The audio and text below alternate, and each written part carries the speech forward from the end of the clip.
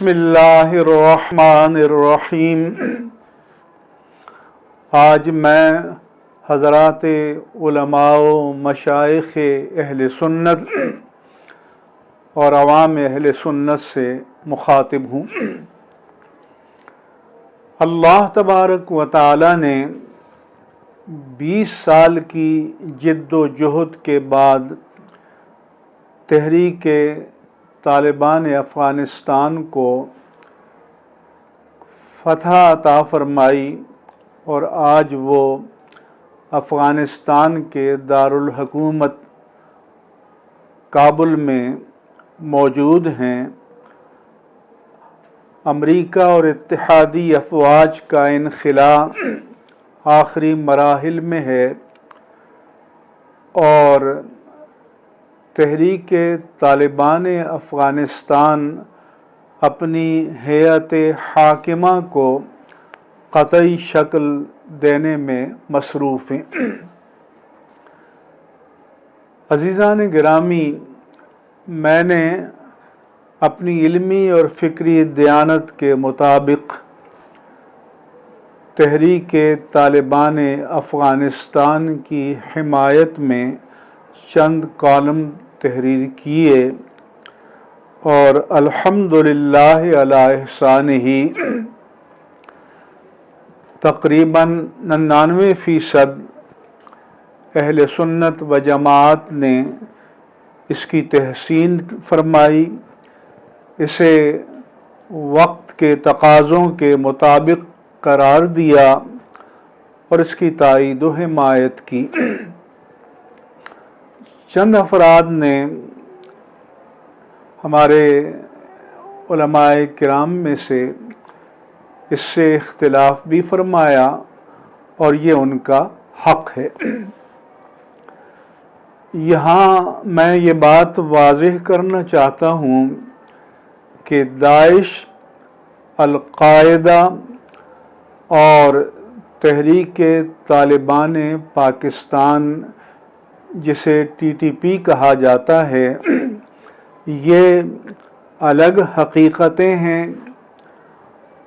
اور یہ پاکستان کی بھی دشمن ہیں، لہذا ان کے ساتھ اہل سنت و جماعت کا کبھی بھی کوئی تعلق نہیں رہا۔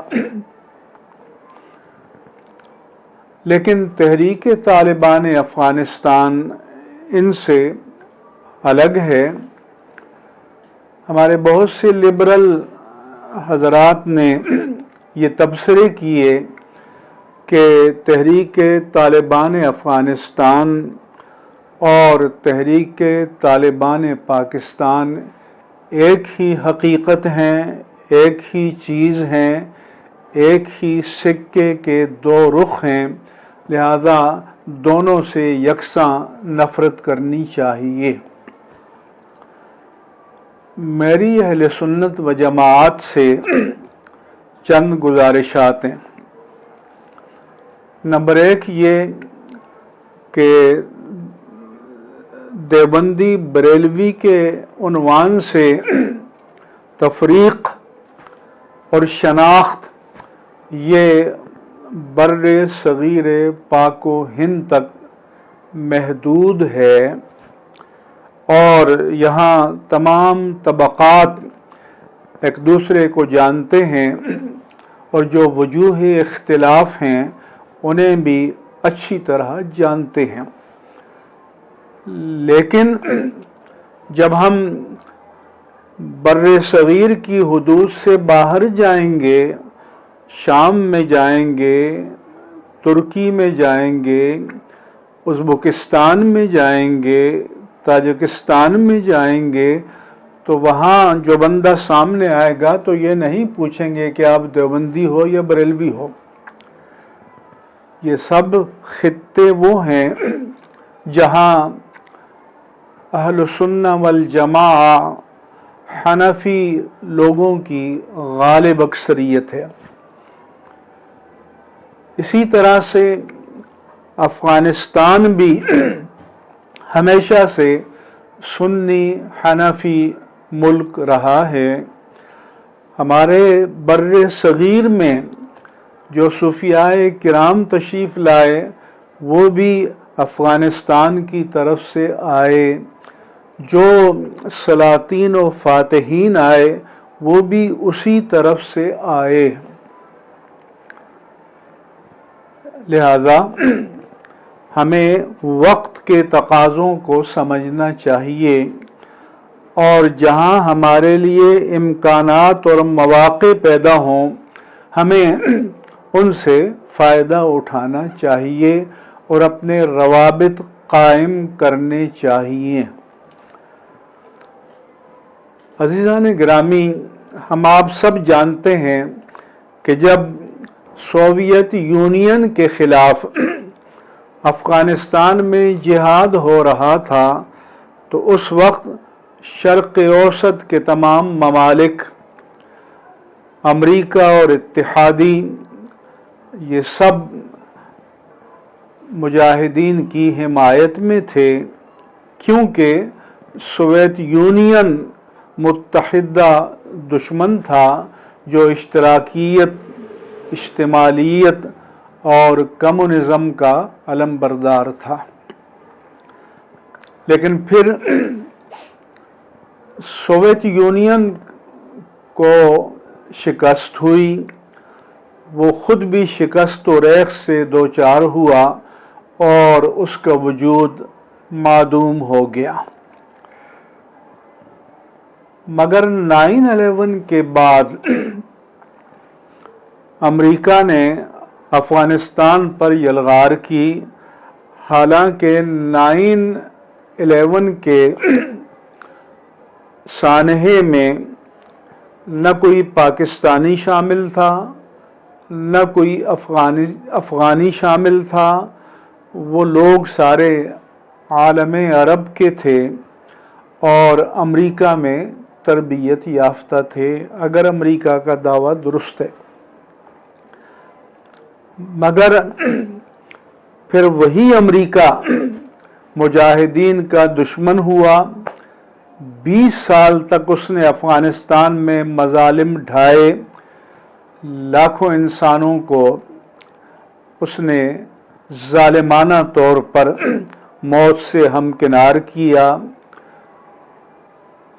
بگرام جیل اور گوانتانامو بے کے عقوبت خانے ایجاد کیے، اور تحریک طالبان افغانستان امریکہ اور اتحادی افواج کے خلاف اپنے وطن کی آزادی کے لیے مصروف جہاد رہی، اور بالآخر اللہ تبارک و تعالی نے اگست 2021 میں ان کو فتح سے ہمکنار فرمایا۔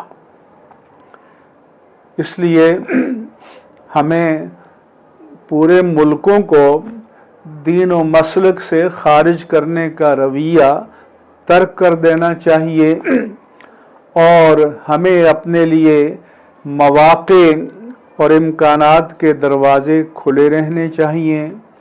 ہمیں تحریکی سطح پر، علمی سطح پر اور مسلک کی سطح پر ان سے روابط قائم کرنے چاہیے۔ وہاں پر روحانی سلاسل بھی موجود ہیں، فقہ حنفی کے ساتھ تمسک اور اعتصام اور رسوخ بھی موجود ہے، ہمارے اور ان کے درمیان مشترکہ اقدار بھی موجود ہیں۔ لہذا ہمیں ان حقائق کا ادراک کر کے علمی سطح پر اور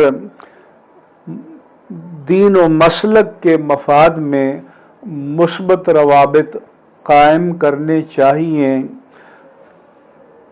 اللہ تبارک و تعالی کا فرمان ہے، یا ایھا الذین آمنوا اجتنبوا کثیرا من الظن، اے مومنو بہت سے گمانوں سے بچا کرو۔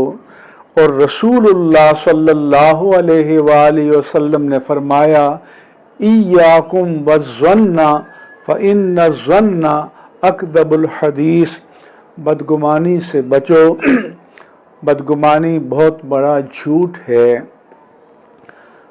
یہ ضرور ہے کہ دوسرے لوگوں نے ان سے روابط قائم کیے اور ہم نے اپنے آپ کو لا تعلق کر دیا، فاصلے سے رکھا، تو اس میں ان کا قصور نہیں، اس میں ہماری اپنی کوتاہیاں شامل ہیں۔ اس لیے ہمیں اپنی جو پوری ایک طرح سے سوچ تھی، فکر تھی، اور ماضی قریب کا جو ہمارا ایک انداز نظر تھا، اس پر نظر ثانی کی کوشش کرنی چاہیے اور نئے حالات میں نئے انداز سے اس پورے خطے کے مسلمانوں کے ساتھ روابط قائم کرنے کے لیے بنیادیں قائم کرنی چاہیے اور بنیادیں تلاش کرنی چاہیے۔ آپ کو مشترکات کا ایک غیر متناہی سلسلہ مل جائے گا۔ احناف کے فقہائے کرام جو ماوراء النہر سے ہماری کتب فقہ میں جن کا تذکرہ آتا ہے، ان سب کا تعلق اسی خطے سے رہا ہے۔ اس لیے میں چاہتا ہوں کہ ہمارے خاص طور پر جوان اور نوجوان علماء اس طرف توجہ فرمائیں اور نئی حکمت عملی مرتب کریں اور اپنے آپ کو شرنک کرنے اور سمیٹنے کی بجائے اپنے آپ کے لیے گنجائش پیدا کریں۔ اللہ تبارک و تعالی ہمیں بہترین فکر، بہترین بصیرت، دانش، عقل، فہم اور گہرائی اور گیرائی نصیب فرمائے۔ آمین یا رب العالمین بجاہ سید المرسلین وآخر دعوانا ان الحمد للہ رب العالمین۔